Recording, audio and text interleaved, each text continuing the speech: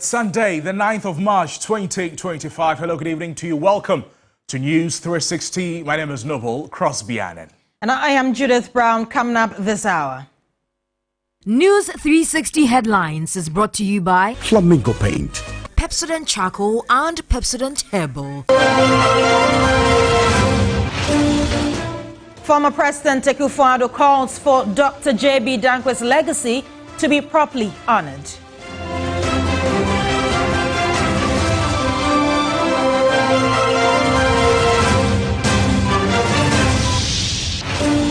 Also in the bulletin, Parliament announces composition of its new committees, with Member of Parliament for Tiwa East, Abnose Asari, chairing the Public Accounts Committee.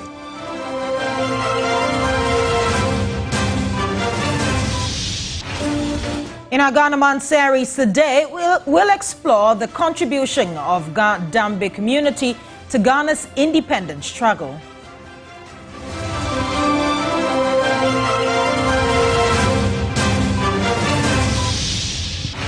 And much later in international news, United Nations urges Syria's new leadership to act fast to protect people as at least 1,000 people, including children, are killed in clashes.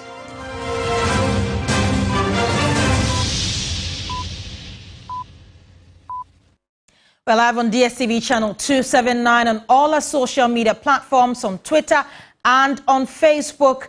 Our first story now, former President Akufo-Addo has called for Dr. J.B. Danquah's legacy to be properly honored rather than overshadowed by current controversy surrounding his contributions to the nation's political history. He made the remarks at the launch of a compendium of commemorative statements at Chebi in the Eastern region, marking the legacy of the late Dr. J.B. Danquah. Former President Akufo-Addo, the minority leadership and several NPP dignitaries attended the compendium commemoration event. Danquah's persistent calls for the rule of law to be entrenched in the body politic as the ultimate guarantee of liberty and individual freedom in his day are finally today the central features of the Ghanaian polity, which we must never renounce. Despite the breadth and depth of Dr. Danquah's contribution to the development of Ghana, his name continues to elicit needless controversy in death as in life. Minority leader Alexander Apenyomarkin says state machinery must not be used to perpetuate injustice, which is an affront to the human rights and justice that Dr. J.B. Danquah fought for. The principles for which Danquah fought are still relevant today. Recent incidents, such as a troubling raid on a former minister's residence, remind us of the fragile nature of our democracy. We must never allow the machinery of state power to operate beyond bounds of justice. Joseph Kwame Chichie-Boache Danquah was a Ghanaian politician, scholar, Anglophile, lawyer and statesman. He died while in detention at Nsawam Medium Security Prison on 4th February 1965. Away from that, in a renewed fight against Accra's escalating sanitation crisis, the Greater Accra Regional Minister, Lindo Klu, has brought back the National Sanitation Day. This move comes after a series of failed promises by previous administrations to transform Accra into the cleanest city in Africa. But how sustainable is this initiative? Stalin Ibleu finds out in this report. With urbanization and population growth, sanitation issues have become a significant challenge, particularly in major cities and towns across the country. In Ghana, the well-known saying, "Cleanliness is next to godliness," is often quoted by many who adhere to religious beliefs. However, many Ghanaians who claim to be devout often fail to live by the principle of cleanliness in their daily lives. A stroll through part of Accra, for instance, reveals a troubling sight: gutters overflowing with waste, stagnant water emitting a pungent smell, and streets littered with refuse. In 2017, President Akufo-Addo pledged to make Accra the neatest and best city in Africa by the end of his first term in office. But that pledge was not achieved. One of the former Greater Accra regional ministers under the previous NPP regime, Henry Quartey, launched the Make Accra Work Again agenda. However, this initiative also did not yield significant results. The absence of sustainable waste management systems, poor enforcement of sanitation bylaws, and a lack of public cooperation rendered the initiative ineffective. The sanitation situation in parts of the city has reached disturbing levels, leaving residents exposed to diseases such as cholera, malaria, and typhoid. In yet another attempt to tackle the sanitation crisis facing the capital, the Greater Accra Regional Minister Linda Akwele-Uklu has reintroduced the National Sanitation Day, urging every citizen to clear their frontage. When persuasion fails, force must be applied, and exactly what we are going to do. We've told the market traders that we don't want to sack them idea, but they should do the right thing.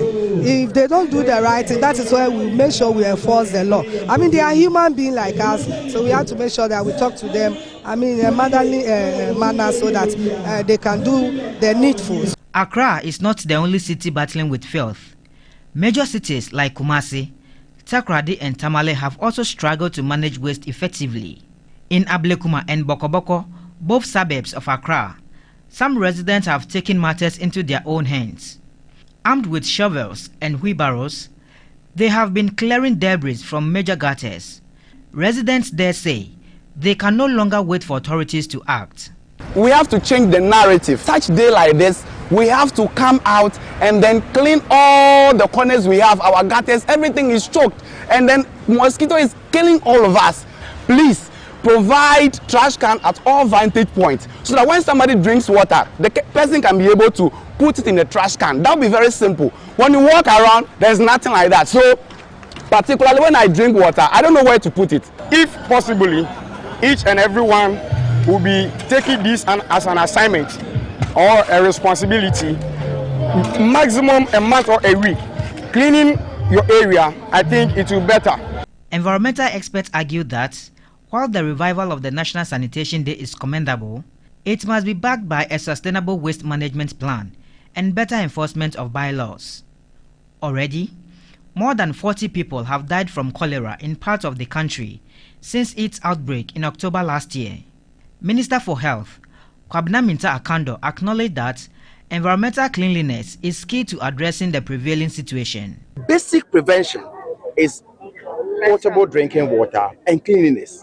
Once our environments are not clean and there are, excuse my language, feces here and there, we are tempted to have this particular outbreak. For many residents, the return of National Sanitation Day offers a glimmer of hope.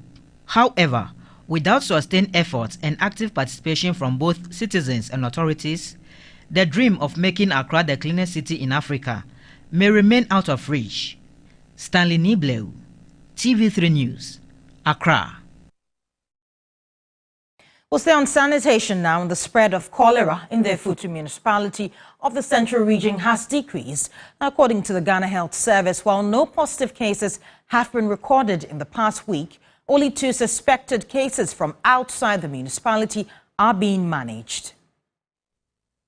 The Central Region has recorded nearly 20 fatalities as a result of a cholera outbreak that has plagued the region since October of last year.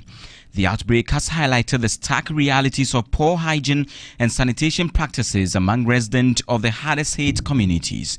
In the Futu municipality, for instance, experts have traced the outbreak to open defecation and poor sanitation conditions in the coastal communities. In an effort to improve sanitation, the Central Regional Coordinating Council has instituted a compulsory monthly sanitation exercise which began last Saturday.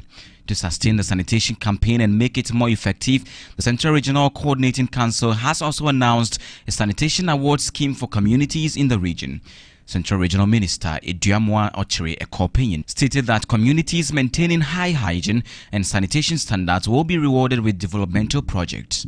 We are saying that we need to reset. We need first and foremost to reset our character, our behavior. Now in Central Region we are fighting diseases out of lack of proper sanitation, and so we are saying that we are going to reward the communities that will help in sanitation issues. Meanwhile, the Ghana Health Service has announced that the spread of cholera has been mitigated in the Afutu municipality, which became the epicenter of the outbreak.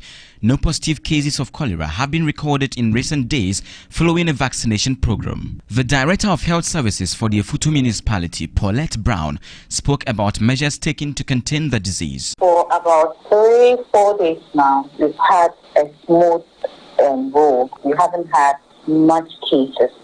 As of on the 4th, we had 3 actually suspected cases, which actually are not from Afutu. And most partly to, I'll say, awareness is part of it, because when we started with the fact that the vaccine alone cannot do this. We have to do 50-50. So 50 is the vaccine protecting. The key message is that we attach with the fact that you should wash your hands, you eat good hot food, you shouldn't eat cold, no defecation at that sort. You see, like those kind of hygienic aspects too, it goes hand in hand. To the Ashanti region now, as safety on major roads in the Ashanti region is being compromised due to non-functional streetlights. In Kumasi, city authorities have reported that this issue continues to contribute to an increase in pedestrian accidents and fatalities. However, the government is taking steps to repair streetlights on some highways in the region. Driving on certain major roads within Greater Kumasi at night is becoming increasingly uncomfortable and risky. While some street lights work intermittently, many others have remained non-functional for an extended period, posing a threat to both motorists and pedestrians. In response to concerns from road users, the government has awarded a contract to Preforce Limited to fix and maintain street lights on several major highways. The sections along out from major cities is where we are handling, and we'll maintain them for 2 years. They are just making sure that the light is on every night for the next 2 years. Concerns regarding cable theft, which is believed to contribute to the problem of non-functioning street lights, were raised by the contractors when the Ashanti Regional Minister visited Preforce. Dr. Frank Amwakohene has issued a stern warning to those involved in such criminal activities. We are all and out to make sure that we curb this problem. So we fix the street lights, people go in there and then take away the cables. The copper ones are prone to a lot of these TV. So Preforce is offering an aluminium option. But even with that, we're still going to make sure that at least we get a scapegoat. And once we're able to do that, we will be very sure that the other criminals out there would take a cue from that the laws of Ghana is at work and our security agencies are up and doing. So this matter has been discussed at RECSEC to make sure that when we fix the street lights, we will not lose them to these criminals. The contract will cover street lights from Tech Junction to Ejusu Bisianse, Swami to Buoho and other major roads. Although these steps have been taken, road users are urging city authorities to fix all street lights to enhance security and safety on all roads. Ibrahim Abubakar, TV3 News, Kumasi. Now, the Kamgbunli community in the Elembele district of the Western region is urgently appealing for an overpass to help residents, especially school children, safely cross the busy Ghana-Côte d'Ivoire highway. Now, the lack of a secure crossing point poses significant risks to pedestrians, particularly children. Irama Smith has more in this report. Kamgbunli, a close-knit community of farmers and fishermen with a population of about 5,000, is located along the Takoradi-Côte d'Ivoire highway. School children here must cross the busy international route to access a cluster of schools on the other side of the community, a significant risk to their safety. A functional underpass constructed by the community in the 1980s was destroyed during a road rehabilitation. The contractor allegedly failed to incorporate the community's concerns and instead tunneled the drainage system into the underpass, rendering it unusable. As a result, residents, both young and old, are forced to brave the busy highway to move to the other side, which significantly hosts most of the social amenities. As you can see, this is a Lagos-Abidjan corridor, and it is a highway. But when you go there and the children are crossing, children from class 1 up to GHS3, it is not easy for them to cross. Yes, there is an old one which was constructed by the contractor when they were constructing the road. But it has been abandoned because it was not all that in good shape. The erosion, there is a heap of sand in it. So it makes it impossible for the children to use it. But in this challenge emerges 54-year-old Nuhu Dauda. For the past 18 years, Nuhu has selflessly ensured the safe passage of school children across the busy highway. As the sun rises over Kamgbunli, Nuhu Dauda prepares to cross with his charges. Twice a day, he voluntarily escorts the children across the road, safeguarding them from the dangers of traffic accidents. But sometimes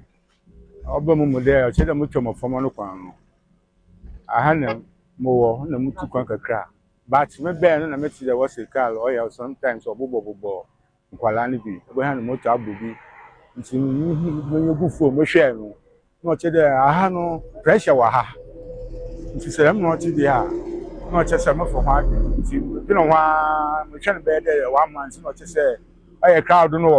so check the Looking at the cluster of schools here, our population is very, very great. We have about 750 students crossing this road every day. In fact, it is a headache.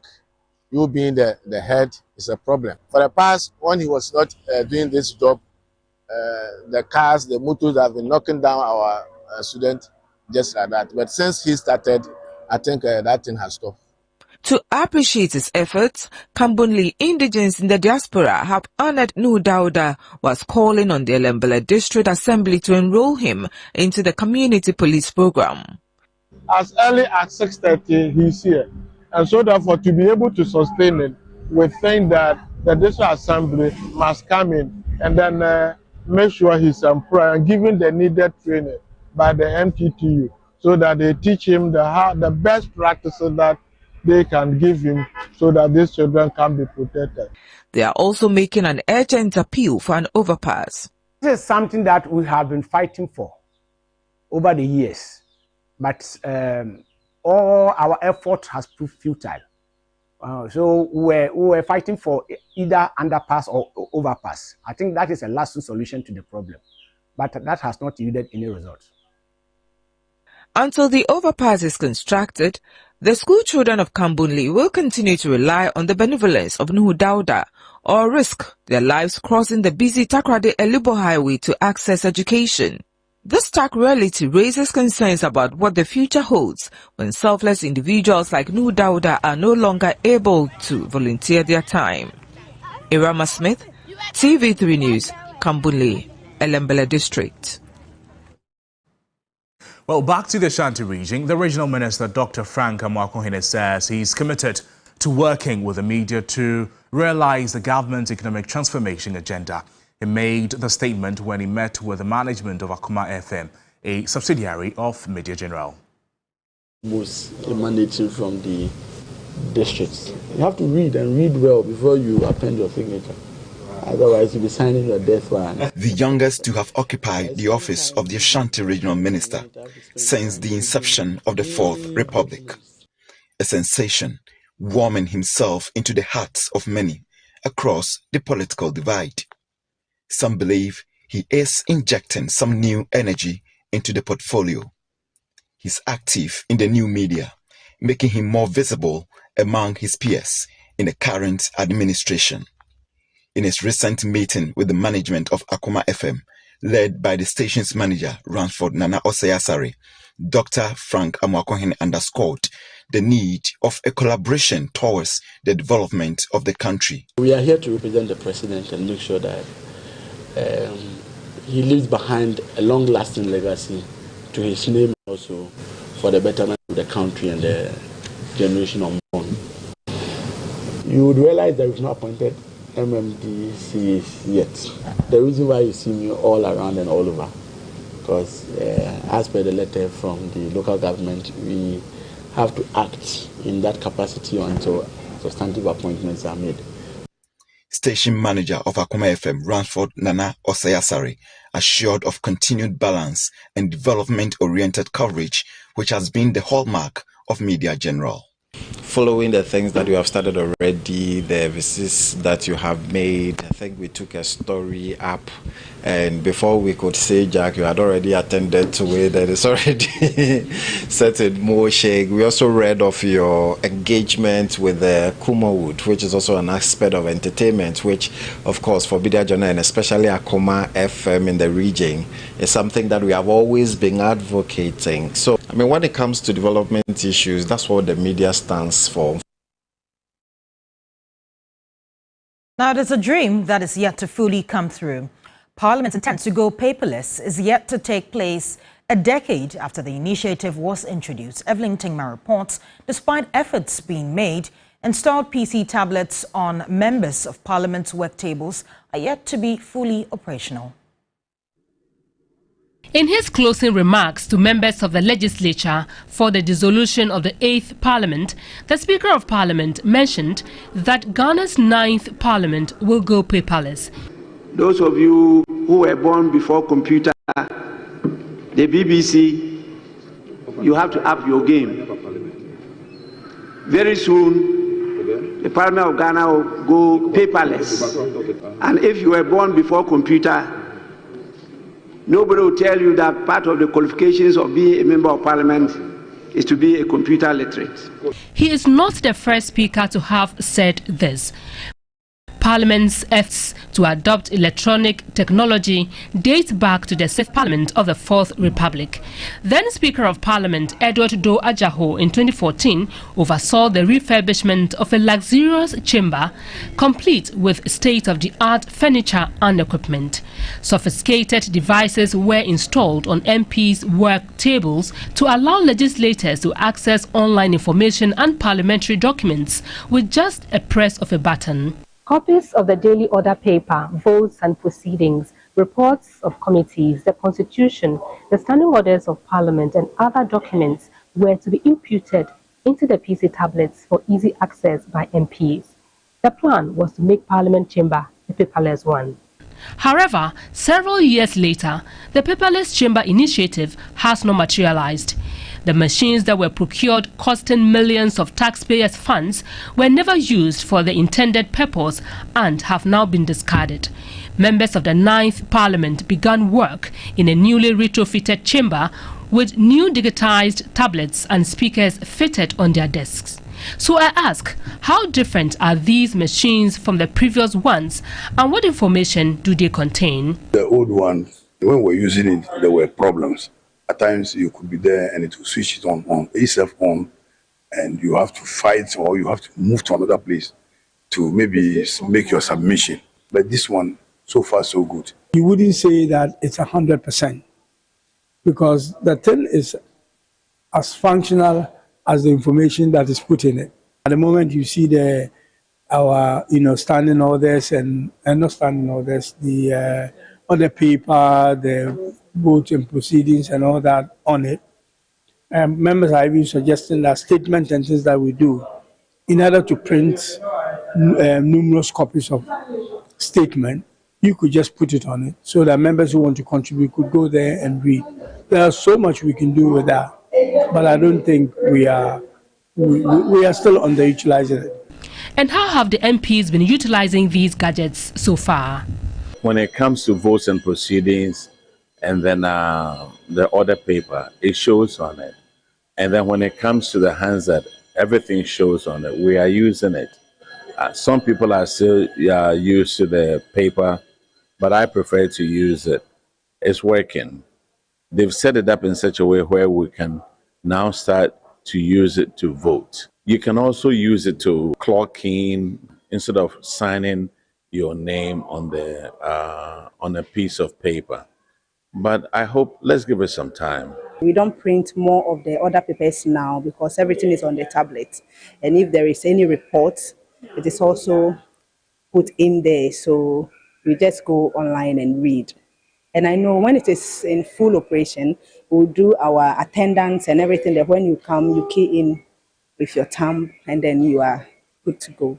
When I entered into the office that was given me, the MP that was in that office, I saw that they had a volume pack of papers, that other papers and bills and Hansard and so many things. And when it becomes so voluminous like that, even reading becomes a problem. If we can all use it and electronically we can operationalize things over here, I think it would be best for us. Many parliaments around the world have successfully implemented paperless systems, leveraging technology to streamline their operations, contributing to a more efficient and environmentally friendly parliamentary process. One can only hope and pray that Ghana's 9th Parliament will make good use of the newly installed machines as soon as possible to avert another waste of the taxpayers' money. Evelyn Tinkma, TV3 News, Parliament House. To some other stories this evening, she conquered her hemophobia to pursue a career in nursing, despite financial hurdles which led to a long wait for her to go to the nursing training college. She baked and sold pastries to fund her education. My colleague Ga-Adangbe shares the inspiring story of a critical care nurse who is blazing a trail in Ghana's burn care. Today, we take you on a journey to one of the most critical care units here at the Kumasi Teaching Hospital, where some young female nurses shun away from because of how intricate the cases they receive are. However, one woman, one icon, one remarkable figure at the unit is breaking all odds. It's working with her dedication and skills to bridge the gaps when it comes to young female nurses assuming roles at the department. Time check. It's almost 6 a.m. and would have to meet our icon for the day.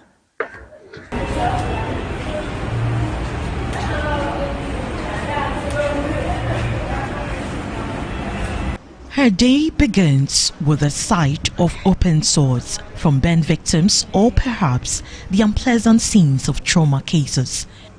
For over 2 decades, Madam Safwa Ompong has dedicated her life to the burns unit, a critical care department often described as not for the faint-hearted.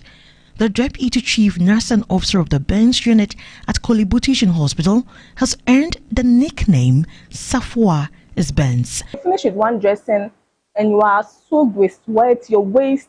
But this woman has been doing the work for over 2 decades. So you can run to her sometimes and be like, hey, so how are you doing it? Just a day ago, we gave one of our patients about 1,000+ medicine, which was human albumin. And it came from her coffers.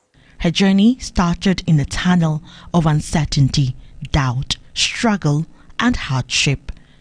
They have written to me that you have passed the exams and you have to come for interview. And my father too was sick. Where do I get money? And that is when I got to know that at times it's not easy. If you are not able to get people to support, that becomes the end of whatever dreams you are dreaming of. From selling on the streets of the Kwame Nkrumah Circle between 1992 and 1996, she overcame numerous challenges to break barriers that almost derailed her dreams. Sold meat pie, donuts. I come to Circle and I saw all those things. The shops around decided that, oh, let us help by taking some of your meat pie for sales. And by 12, my meat pie is finished. During her transfer to the Kumasi Teaching Hospital, she was a nursing trainee and among the first few nurses to accept postings to the National Reconstructive Plastic Surgery and Burns Center. The first day I came, I was told this place is very tedious, so it's better they change you from the department to a different department. Even it was a man who told me that this place is too difficult for a woman to work in, so it's better you change. or go to a place where you see nurses sitting down, relaxing. I said no. Just 15 minutes into meeting with the Deputy Chief Nursing Officer, an emergency call came in. She was needed to attend to a trauma case involving a middle-aged man admitted to the department.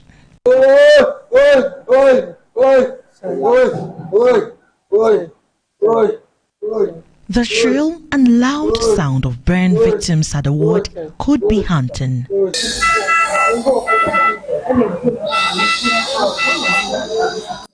Another critical case at the unit involves a 5-month-old baby. She is the only baby currently in the unit, suffering from a partial body burn injury caused by hot water.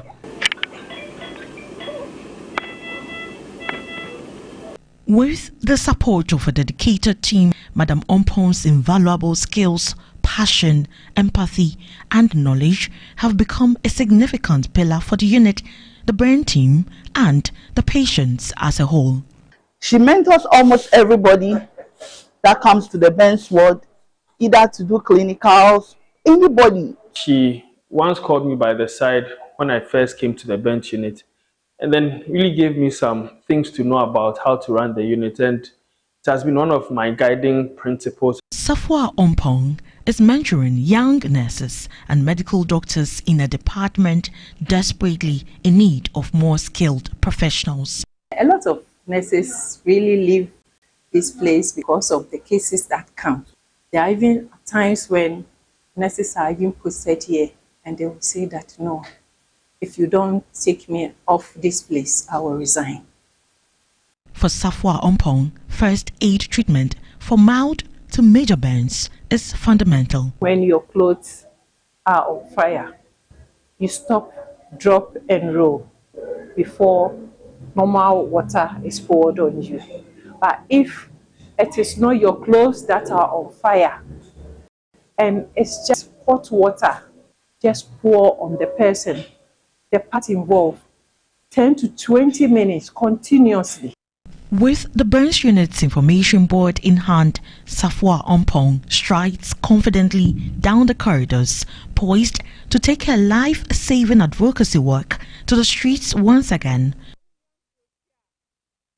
Her initiative to extend burns advocacy beyond the hospital walls and into the community has been a groundbreaking moment for the burns unit. By taking her message to the streets of Accra, visiting markets and speaking in schools, she helps raise awareness and promote the prevention of burns. I saw a child who was burned from the head to toe. The child's clothes were on fire. If the child had known that I have to stop, drop and roll, this child would have been saved. With her healing hands and deep understanding of burn trauma, Safwa Ompong's 24 years experience in burn care shows no signs of fading anytime soon. Whenever you hear, stop, drop and roll, remember Madam Safwa Ompong at the Kolebu Burns unit. She might be at your doorsteps. Ikia Ufreyiwa Dako, TV3 News, Kolebu.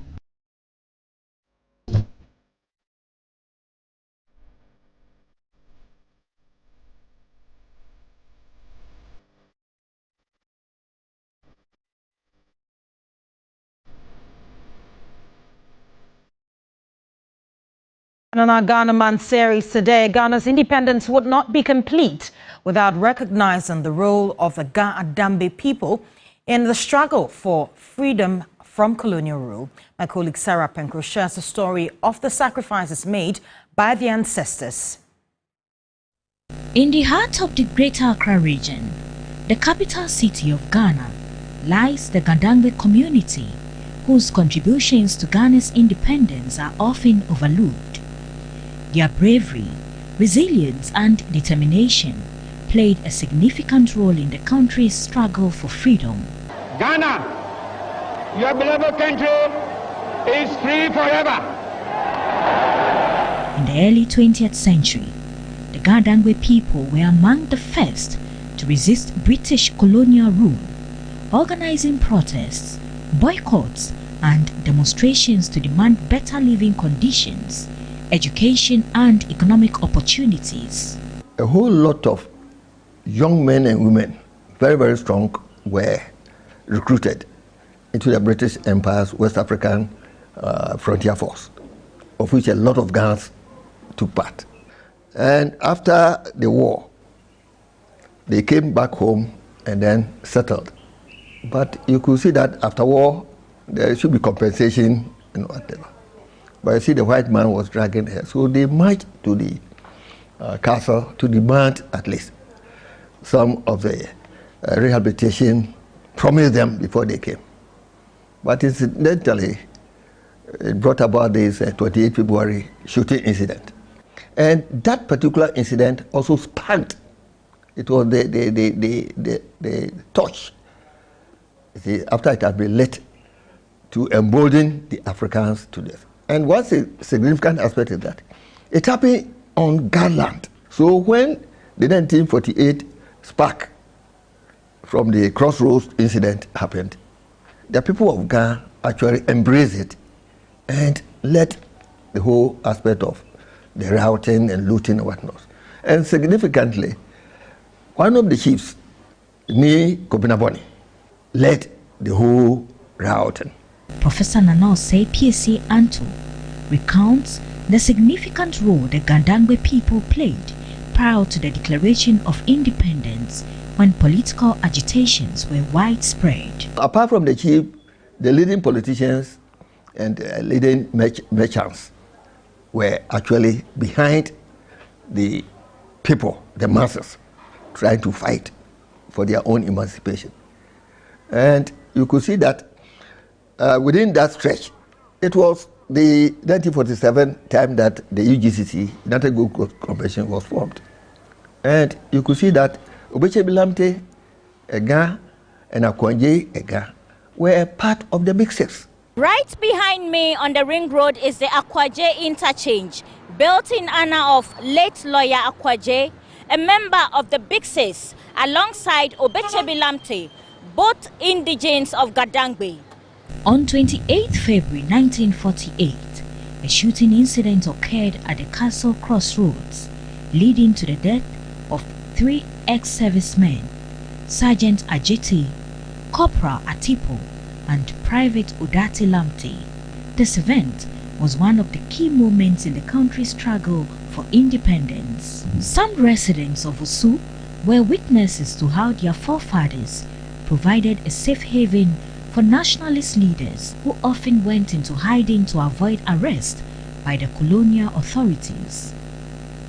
86-year-old Stanley Kwaku, a senior citizen, was an eyewitness to the February 28 shooting incident. There was 6. She atatu emerene nchone tunde atatu na ro 22 efeto 3 bullet de ba gbe onyanyo ekome achola dote. We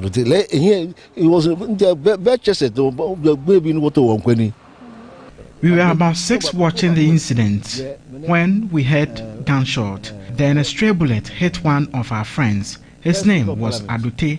We were standing in front of the residence of the first Speaker of Parliament. When the looting happened, we were there. For the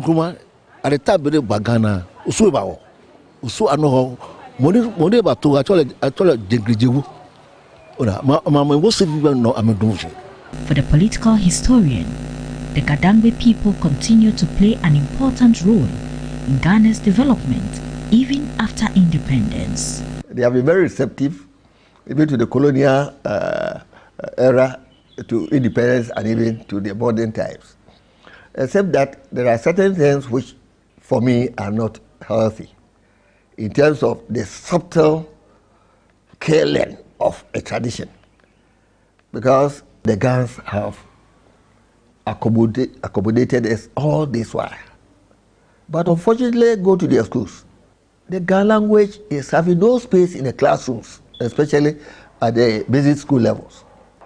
You know, and there are people who at that time were not Ghanaians, but because they attended primary school in Accra or Eastern Barons, they were teaching Ga. they can speak impeccable Ga to their Ewe or Akan language. It brings more unity or purpose. But if the capital hosting us loses the Ga language aspect and is not even taught in schools, it is unfortunate. The Ga-Adangbe's contribution to Ghana's independence is undoubtedly significant. Sarah Apenko, TV3 News, Accra.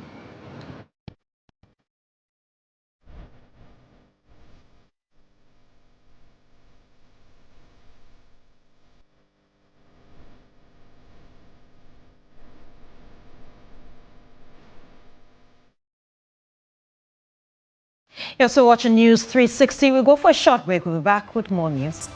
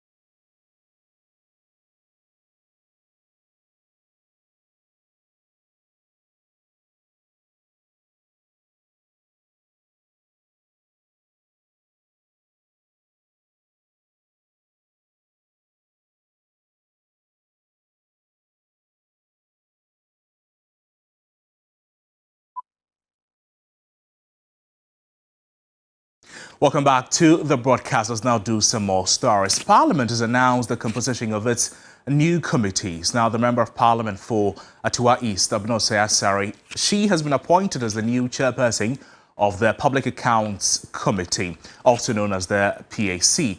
Meanwhile, the Member of Parliament for Bolgatanga Central, Ga-Adangbe, he will chair the Finance Committee of Parliament. Now, the Committee of Selection, they met and recomposed the Committee of Selection. The Appointments and the Business Committee of Parliament also was recomposed, and that is in pursuant to Order 2053 of the Standing Orders of Parliament. Now, the committee also finalized the membership of 16 standing committees, 24 select committees, and a special committee of the House. Now, let me share with you who the leaders of some of these committees are and what these particular committees are responsible for. We'll start off with the Public Accounts Committee. Now, what it does is this. It checks and reviews how government money is spent. In simple terms, it looks over government accounts and the Auditor General's reports to ensure that public funds are not wasted or misused. Why does it matter? To hold the government accountable for spending taxpayers' money. And that committee is led by Abnose Asari, the chairperson of the committee, and then Davis Opokwansa, the vice chairman of the committee, both from the NPP side of the House. Now to the Finance Committee of Parliament. What it does is it oversees matters related to monetary and fiscal policies. We're talking about loans and overall financial transactions. In simple terms, this committee, it scrutinizes financial decisions, it reviews performance of financial agencies and looks into how money is handled within government ministries. Why it matters? It helps ensure that Ghana's finances are managed wisely and transparently. It is led by Ga-Adangbe, the MP for Bolgatanga Central, and then there's Richard Achampon as the Vice Chairman of the Finance Committee of Parliament. Let's now talk about the Ways and Means Committee, a name you may not be familiar with. Quite funny. But what it does is that it coordinates and monitors the work and budgeting of all other parliamentary committees. In simple terms, it makes sure that every committee has the money and resources they need. It reviews the work plans of the committees and helps set the schedule of the activities. By doing so, it keeps the whole parliamentary system running smoothly and efficiently. That is the Ways and Means Committee. And that committee is chaired by Kweku Ricketts-Hagen. He is the Deputy Majority Leader, and the Vice Chairperson, if you like, of the committee is Patricia Appiagyei, the Deputy Minority Leader. Now, Private Members Bill Committee. Now, what it does is that it reviews and deliberates on bills introduced by individual MPs, not by government. You know about Private Members Bill. Lawyer Francis Sosu, the MP for Medina, he has championed a lot in the 8th Parliament. Hopefully, the 9th Parliament also sees a lot of Private Members Bill being introduced. In simple terms, when an MP proposes a law on their own, a Private Members Bill, this committee examines it in detail and suggests improvements before it is debated by all MPs. It gives all MPs a fair chance to propose changes to laws and ensures that these ideas are carefully considered. The Private Members Bill Committee is led by Albert Tete Nyakote. He is the chairman of that committee, and then Charles Bawadua is the vice chairman of that committee. Let's talk about the Budget Committee. Just like its name suggests, it focuses on examining the government's annual budget and financial estimates. In simple terms, it looks at how much money is planned to be spent and on what. Then it checks that the spending is realistic and is in line with national priorities.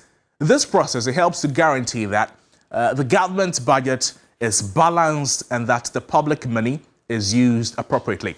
The Budget Committee, led by Kwekwajiman Kwating as the chairman, and then Alexander Jerry as the vice chairman of the Budget Committee in Parliament. Another committee we're looking at is the Business Committee. Now, what that does is that it determines the agenda for parliamentary sittings, including the order of business and the time for debates. In simple terms, the committee organizes what will be discussed in Parliament. It schedules when bills are debated and arranges when ministers answer questions. It helps keep Parliament work orderly so that important issues get the attention that they deserve. Over the past couple of weeks, the appearance of the BOG governor in Parliament, it was a concern that the Business Committee of Parliament said they had approved or they had discussed that the BOG governor should be there, but the minority were concerned about the procedural arrangements made for the appearance of the BOG governor. The Business Committee deals with that. Let's talk about Subsidiary Legislation Committee. What it does is that it scrutinizes rules, orders and regulations made by government agencies and the laws passed by Parliament. So after Parliament passes a law, sometimes detailed rules are needed to put the law into practice. This committee, it checks rules to ensure they follow the spirit of the law. Now, this is why it matters. It protects citizens by ensuring that secondary rules do not overstep or misuse the law. And that is the Subsidiary Legislation Committee of Parliament, led by Patrick Yabuama of the NPP, and then Nana Ajeba for also of the NPP. He is the vice chairman of the Subsidiary Legislation Committee. Let's talk about the Assurances Committee. It follows up on promises and commitments made by government ministers and officials to Parliament, a police, if you like. It is responsible if a minister, for instance, or government official says they'll do something. This committee, it tracks whether those promises are kept or not.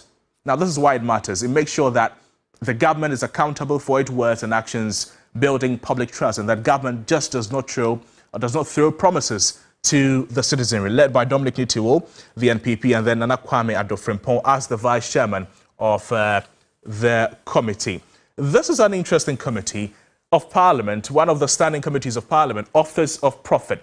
Now, what that does is that it looks into situations where MPs also hold their what it does is that it looks into the situation where MPs hold other public or private jobs that might create conflicts of interest. In simple terms, it reviews an MP's additional job, whether it would interfere with the duties in Parliament or not, or lead to unfair benefit. Now, this committee, it keeps our lawmakers focused on serving the people and doing that with undivided attention. So that is the duty of the Office of Report Committee, and that is led by Andrew Siamamwako, who is the chairman of that committee. And then there's also Joseph Rimpon, the vice chairman of the Office of Profit Committee. So these are a few of the committees in Parliament that, if you like, was inaugurated or was composed over the past week. There you have it, your leaders of these committees. They'll be responsible to answer questions. They all help, these with other standing committees and select committees, ad hoc committees of Parliament. They together help in the smooth running of Parliament. Sports segment is brought to you by Kel 360 toothpaste.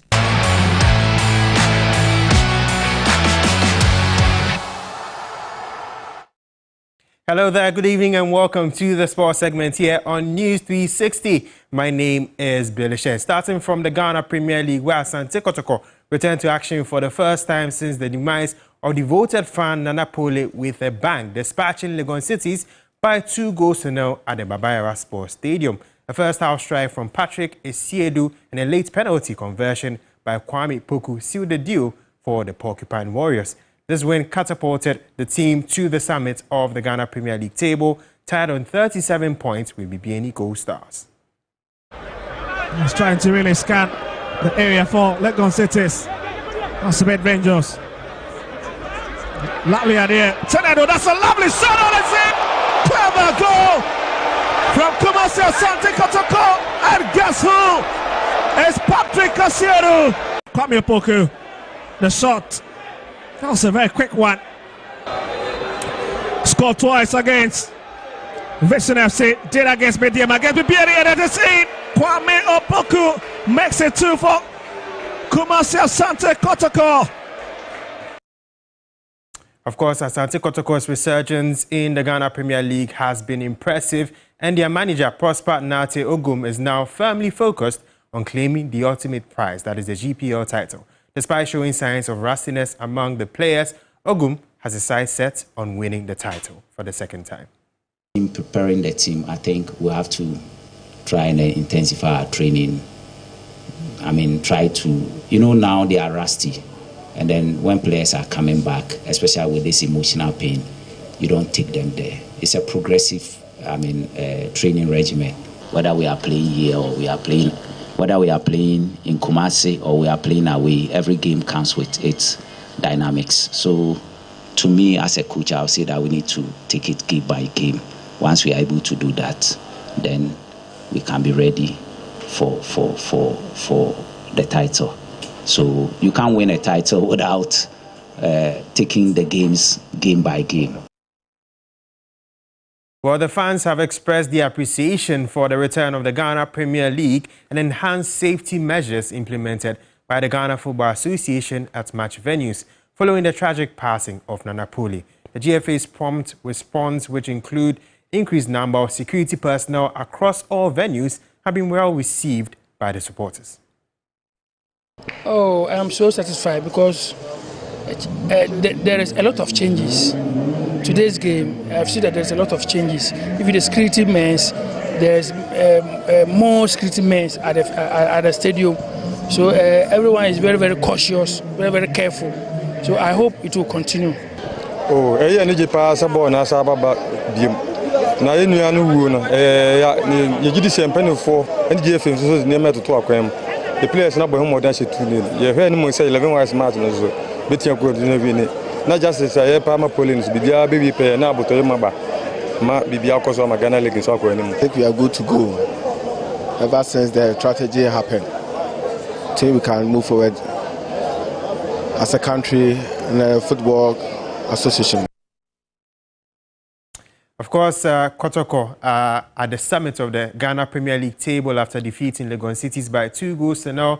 But also we have Hearts of Folk, who defeated Young Apostles by 2-0. Brekum Chelsea defeated Accra Lions 3-1. Bibiani Gold Stars defeated Nations FC 1-0. Dreams and Ediana locked on at 0-0. Karela drew 1-1 with Basake Holy Stars. Mediama defeated Bechem United by 3-1. Vision FC drew 1-1 with Hearts of Lions. But let's move on to Europe, where Arsenal's faltering Premier League title challenge suffered another damaging blow in a 1-1 draw at Old Trafford on Sunday against Manchester United. Bruno Fernandes gave the Red Devils the lead and Declan Rice equalized in the second half. At the Stamford Bridge, Chelsea labored to a 1-0 win over Leicester City. This could put at the end of the first half if he can strike it well. Bruno Fernandes!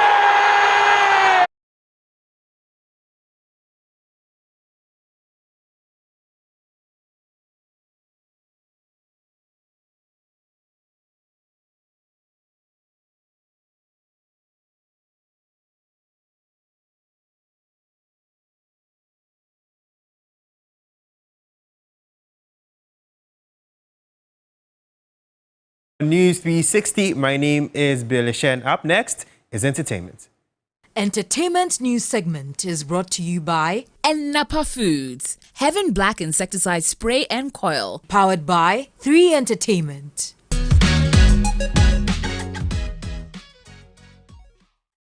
And now for entertainment news, Ghana Day, a celebration of culture, tradition and heritage hosted by Datus International School, has once again stolen the spotlight.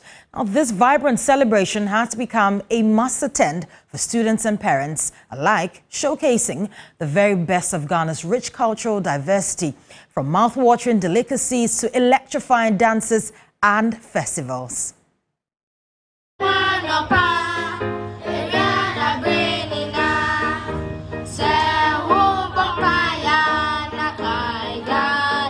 The annual Ghana Day celebration at Datus International School has become a highly anticipated event, showcasing the country's rich diversity and heritage.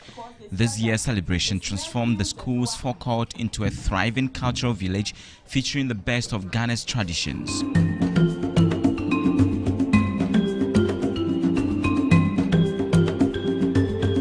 Students brought to life the sights and sounds and flavors of Ghana with delicious local delicacies, captivating dances and festive displays from across the country.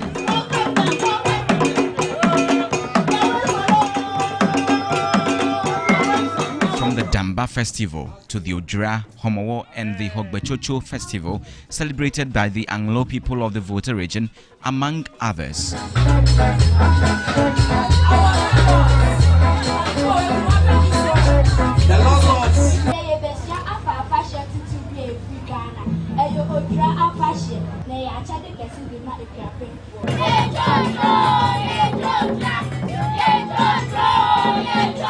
Back to their tradition, learn from it and live with it, because without that we will lose our tradition. They are able to know the things that we did in the past and they will be able to do it as well. And so putting this program together will help the children to do much more than we think. Most of the children are participating and they are understanding what is happening in every region, because we place them in regions and they are getting it very well. So we are happy to have this program and it will be done yearly. Now in its 5th year, Ghana Day continues to serve as a dynamic platform for educating and showcasing Ghana's unique culture and heritage. We have rich culture, yes, and it gets lost throughout the years. Programs like this are opportunities for us to showcase our culture, to remind the children, to remind everybody that this is our rich culture.